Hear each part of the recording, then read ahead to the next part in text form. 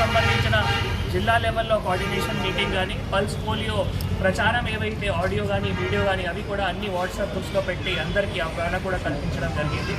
ఈరోజు బూత్లో pulse polio drops కార్యక్రమం అయిన తర్వాత రేపు ఎల్లుండి హౌస్ టు హౌస్ సర్వే కూడా మన teams house to house survey చేసి కూడా ఇంకా కూడా అక్కడ ఎవరైతే మనం పల్స్ పోలియో డ్రాప్ తీసుకోలేదు వాళ్ళకి పల్స్ పోలియో డ్రాప్స్ కూడా ఇవ్వాల్సిన ఉంటుంది. ముఖ్యంగా ప్రతి ఒక్కరికి పల్స్ పోలియో డ్రాప్ ఇచ్చిన తర్వాత ఒక మార్కింగ్ కూడా చేస్తున్నాము. సో దాట్ ఐడెంటిఫికేషన్ ఉంటుంది. ప్రతి ఒక్క పిల్లలు కవర్ అవుతున్నారు కావట్లేదు అది కూడా చెక్ చేయడానికి మెకానిజం ఉంటుంది. దీంతోపాటు ఇంకా అదనంగా మొబైల్ టీమ్స్ కానీ, ట్రాన్సిట్ టీమ్స్ కానీ, తర్వాత హై రిస్క్ ఏరియాస్ కానీ, అంటే మన మొబైల్ టీమ్స్, ట్రాన్సిట్ టీమ్స్ అంటే ఇప్పుడు బస్ స్టాండ్ కావచ్చు, ఢాబాస్ కావచ్చు, సంతలు కావచ్చు, ఇలానే అక్కడ కూడా ఈ ప్రత్యేకంగా బృందాలు కూడా ఏర్పాట్లు చేయడం జరిగింది.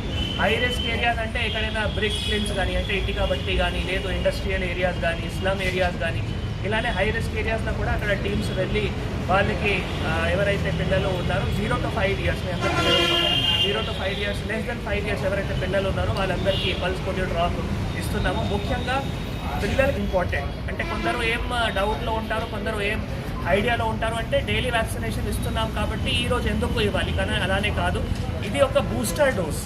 మనం మీకు ఐడియా ఉంది, ఇంతకుముందు మనం కోవిడ్ టైంలో కూడా అందరికీ బూస్టర్ డోస్ ఇవ్వడం జరిగింది. సేమ్ ఈరోజు కూడా మనం ఏవైతే ఇస్తున్నామో ఇది బూస్టర్ డోస్ ఉంది. ఇంకా ఇమ్యూనిటీ పెంచుకొని వాళ్ళు ఖచ్చితంగా ఒక మంచిగా ఆరోగ్యంతో ఉంటారు. ఎందుకంటే ఇంకా కూడా కొన్ని రాష్ట్రాల్లో మనం పోలియో వ్యాధి ఇంకా కూడా ఉంది.